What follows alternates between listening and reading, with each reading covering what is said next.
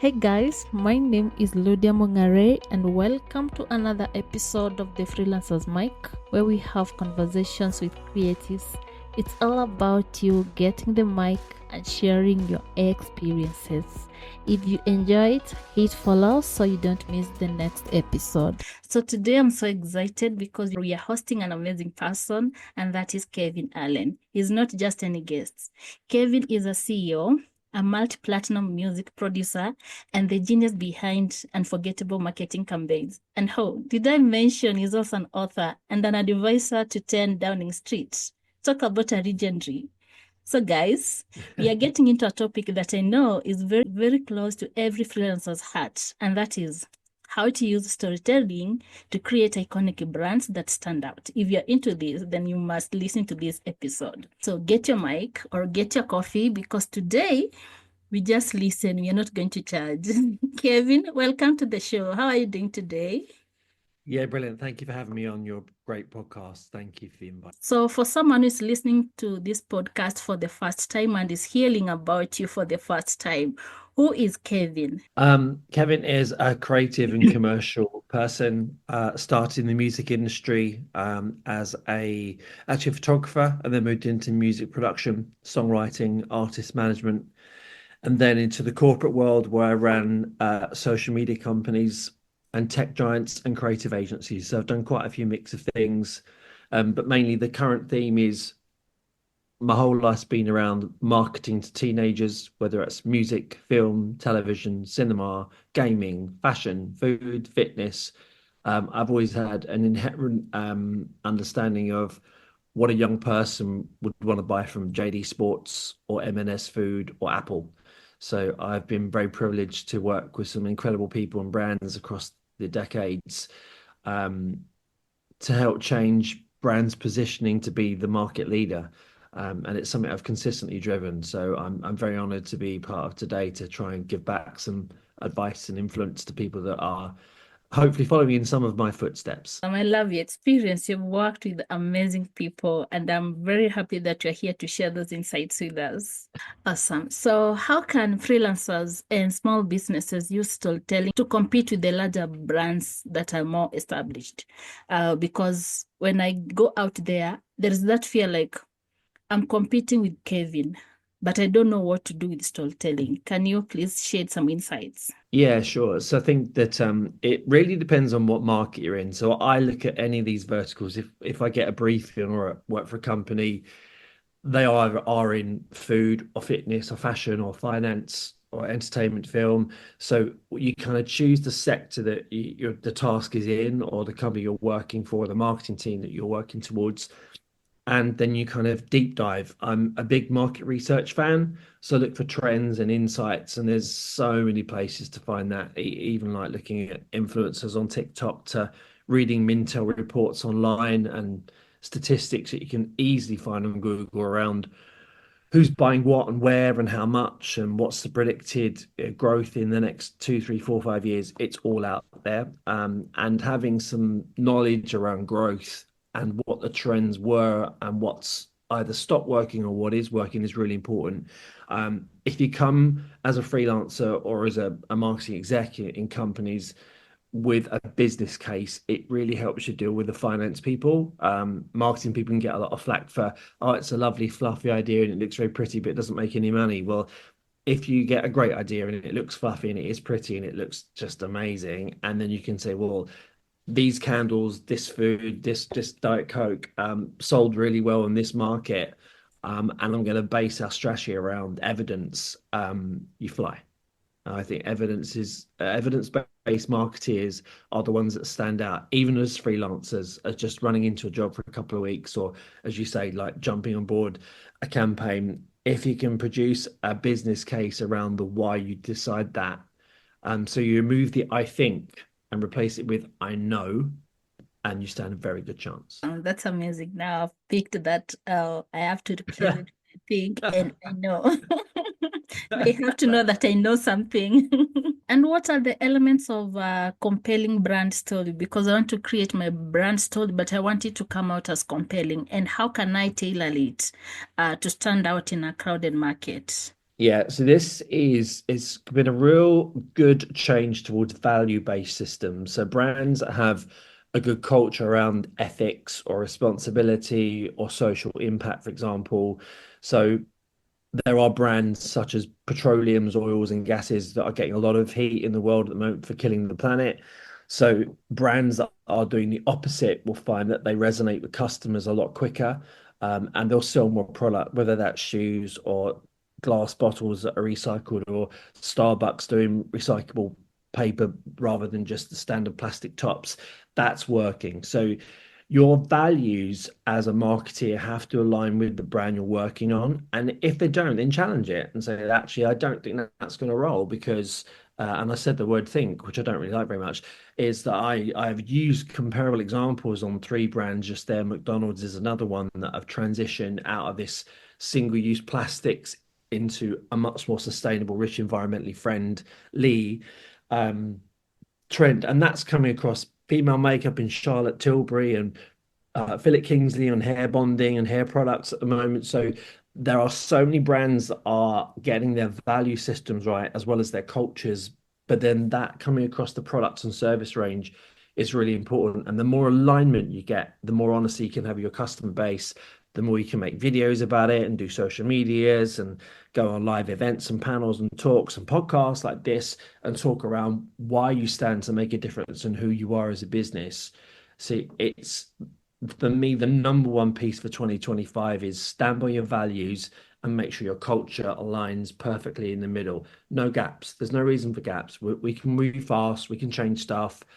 We're in a sustainable environment now where, yes, it might cost a little bit more to have non-single use plastics, but it is what we should be doing as marketers. Amazing.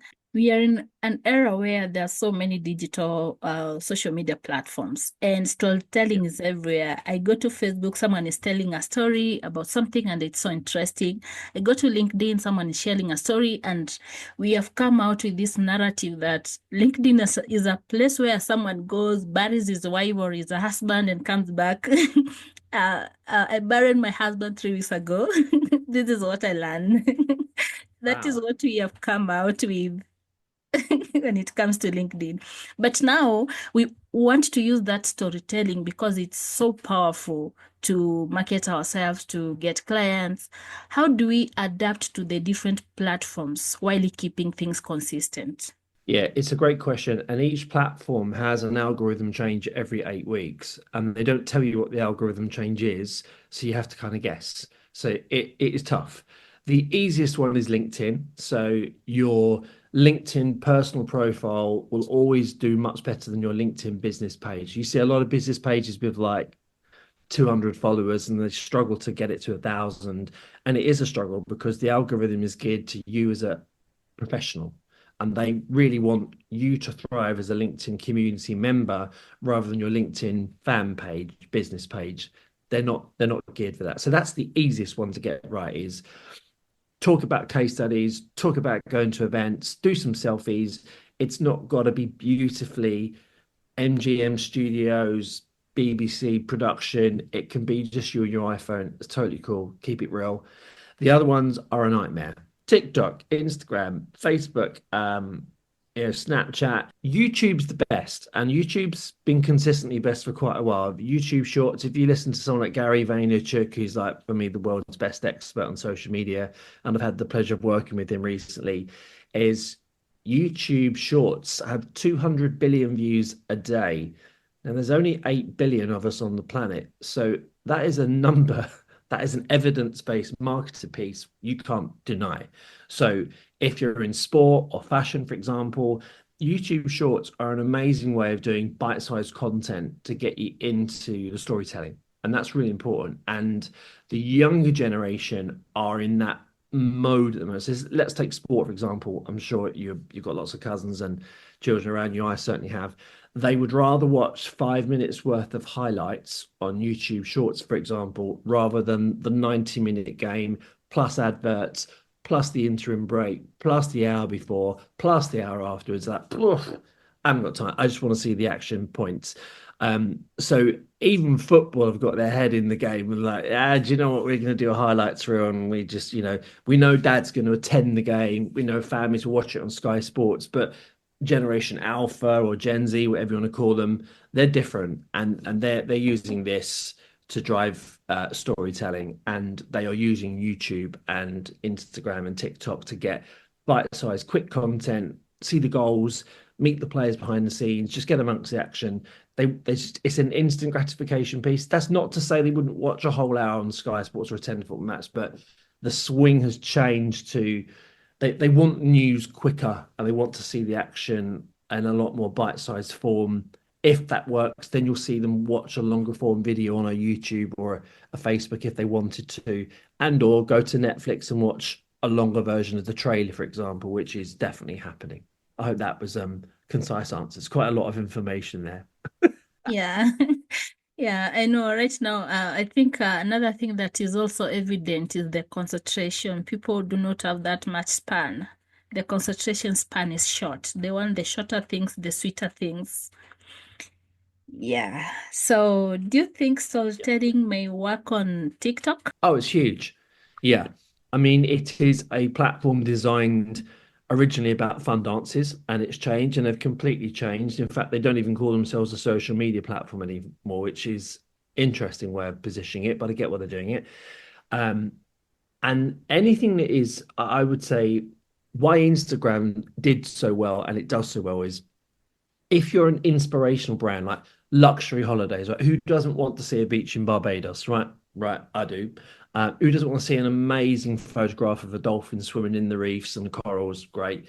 So those brands that bring it to life in 10 seconds, because it's roughly the 10 to 15-second reels that are doing so well, and on TikTok as well, are the visualization of something interesting is very, very clever. And the people that shoot it well, and sometimes you do need a bit more of a professional setup rather than your iPhone, is it's less pundit and more promotion around a product or a service. But definitely the brands that I've like, if you ever seen an unboxing of a makeup, right, and they unbox it and then you have a look inside and you see these gorgeous perfumes and serums and like, and you go, wow, that's what I mean. Bringing that unboxing to life, whether it's a holiday, a car, makeup, fashion, that's working really well. Okay, we recently introduced the fun segment and we named it Mic Check Moments. I explained about this, and for you, we are going to talk about branding and storytelling, and we are going to call it your branding and storytelling crystal ball. So we'd Oh, love to okay. hear from you. Looking into your crystal ball, where do you see storytelling? Where do you see storytelling in branding going in the next 5 to 10 years? Will brands be telling stories using AI, virtual reality, or even something we haven't Yeah. imagined yet? I think look, AI is a very cool thing to be a part of. I think so many media outlets get caught up in it. Look, I think of AI as like Grammarly. So I think a lot of your users, listeners would be on Grammarly is when you're writing an email and it might just say, oh, have a look at that punctuation mark and you might reconsider that sentence writing.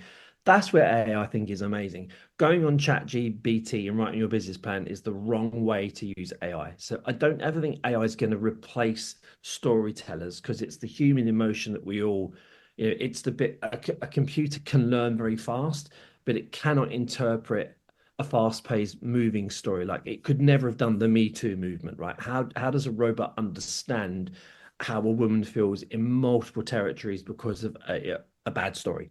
So those movements drove themselves because of human interaction. So I think AI is a beautiful piece to underpin it, but it should never define who we are. The storytelling, my crystal ball is going to be social impact. So brands that work with big players, FIFA, the Commonwealth, charity sectors, Unilever, Procter Gamble, Apple, anyone who's involved in that, you know, I know that Nike have had a lot of heat around how clothes get made internationally for difficult conditions. That's got to stop. And the brands that are promoting, we do not do that. We do manage our carbon footprint. We are looking at sustainable and ethics. Our ESG is a huge piece. And having that social impact strategy and then putting it back into a bit like how the National Lottery showcase all the money they put into those great funds, millions and millions a week go back into creative communities and, disadvantaged youths. And that for me is the storytelling crystal ball moment for this year and the next five. The brands that get that right are going to, there's a proven link around, if you have humility in your branding and your storytelling, people are more likely to buy from you. So when they're presented with a few choices on Boohoo or Currys or Amazon Prime, if they think, oh, do you know what, those Tom shoes, I know that if I buy them, there's a pair of shoes going to go to, a generation of people that don't have enough money. And honestly, genius. It doesn't need to be hard. It's been done before. There's no such thing as a new idea as such, but a better idea in storytelling through social impact, I think, is something I'm going to drive next year really hard across all the projects I'm working on, and how just being more honest and ethical around what can work. And it's not to say it's got to be perfect. There's no such thing as perfect. We're miles away from that. That's not saying we're ending homelessness or water aid's going to be solved by 2040. It's not. It's going to take us a lot longer as a globe to sort some stuff out. But if we are attempting to change, then tell the world what that looks like. Showcase to the world we are trying to end, poverty, or we have to be more visual and better in storytelling at the brand level to consumers that are watching us. It's not for everybody, but I think the more the world starts to wake up in other countries that are not as forward thinking as perhaps United Kingdom, because we are actually very good at some of this stuff, is how we compete globally as market leaders. Wow, that's a nice perspective. I love it. So detailed. Wow. Thank you so much. So, on to our last question. What are Yeah. some of the common mistakes that you see people, brands, freelancers, and anybody making when they try using storytelling, and maybe how can they avoid them? Yeah, I think a really good example this time of year is the Christmas adverts. It's always very topical in the United Kingdom. Um, this year's quite underwhelming from my point of view. I look at them and think, I'm not sure it's going to make me buy from you. And actually, Christmas is a time where I kind of want to celebrate traditions, no matter what religion you're from.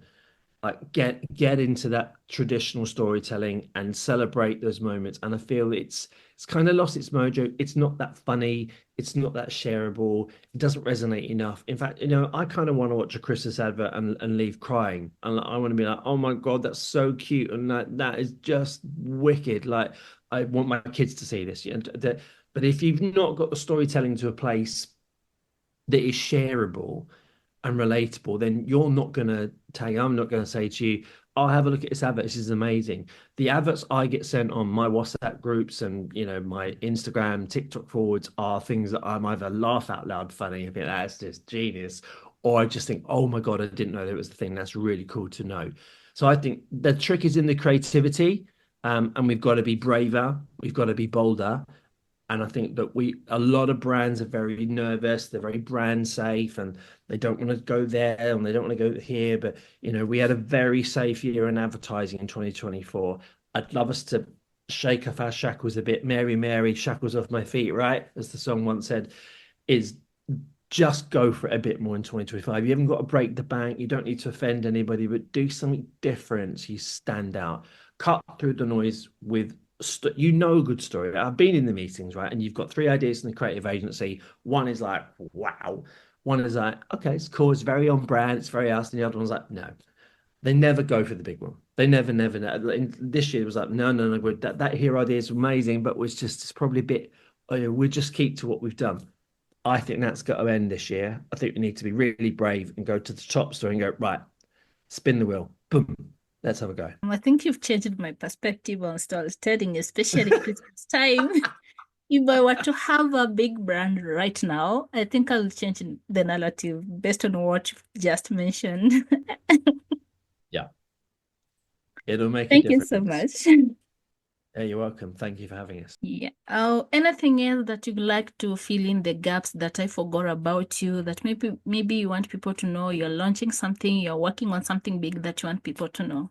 Obviously, I've started my own consultancy initiative called Starbridge, and it's a play on words because it's the link between celebrities and brands, hence the Starbridge. Obviously, spent 31 years working with the best in the business from Beyonce, Pussycat Dolls, Usher, Neo, Janet Jackson.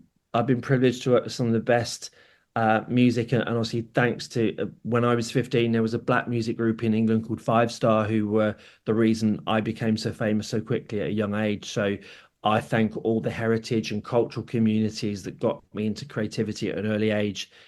Yeah, and I think that giving back and remembering where you've come from and thanking those people along the way. I recently did a Black History Month thing on LinkedIn, and I got a message from the guys that run it and said, you're the only white business supporting us at this time, that we can't thank you enough for your support." And I think that's a little bit of a shame. I think we've all got to join a bit closer together. So Starbridge is an example of how my values and my culture to the world are like, this is me, right? I'm going to do this and I'm going to own it and I'm doing it. So if you work with me, you're going to get this. And if you don't like me, that's cool. But if you do like me, you're going to get a whole load of the culture. And what you buy on the tin is what you get on the output. So whether you buy an advert, an influencer, a campaign, a website, a brand, a storytelling piece, you're going to get a whole level of intelligent culture and creative excellence to come right through. And I just think for next year, everybody who listens to this, if you can put creative excellence at the front of your ideas and base it on some evidence around trends and insights, you're going to really smash the competition and you'll go a lot further than you thought. And I expect a couple of DMs next year going, actually, we're right, because that did work. And they were really happy with the idea because it wasn't just done, I think, it was, I know, from a place of knowledge. Knowledge is our power, and creativity should be backed up on trends and insights. I'm honored to have met someone who has worked with the big celebrities. Thank you. It's a real honor to be part of your podcast. Thank you for inviting us. Yeah, it's a privilege because for most people that have had the chance to work with the big names, when you reach out, they say no. Yeah, So I'm it's the an opposite. I'll do, I'll do lots of these, and I think if we can, again, giving back to you to help you succeed in your podcast, it's a pleasure. Doesn't cost me anything. I think it's really fun, and if together we change one person's life as a young person coming through the ranks, or someone potentially a bit older, then we've done a good job together. So it's my honor to be a part of your wonderful journey. Congratulations on getting it this far. Well done. Thank you. And how does someone get in touch with you? LinkedIn is the best way. Awesome. You share the links with me via email, and then I'll include them in the show notes. Yeah, feel free to reach out. I respond to every single message. I always do. Awesome. So we have come to the end of this episode. I want to thank you so much for taking the time off your busy schedule to do this podcast with me. I don't take it for granted. No, I know. And you're a lovely woman, and thank you for doing this for the industry. We need more people like you. I'm right behind you. Thank you. Have a great day. Thanks a lot. See you, everybody. Bye bye. Thank you for listening to this episode of The Freelancer's Mic. And if you want to get in touch, you can find all the information about him on the description. If you want to listen to all other episodes of The Freelancer's Mic, go to our website, writerspire.com/podcasts, or you can go to other podcast streaming platforms and search for The Freelancer's Mic. Thank you. Talk to you soon.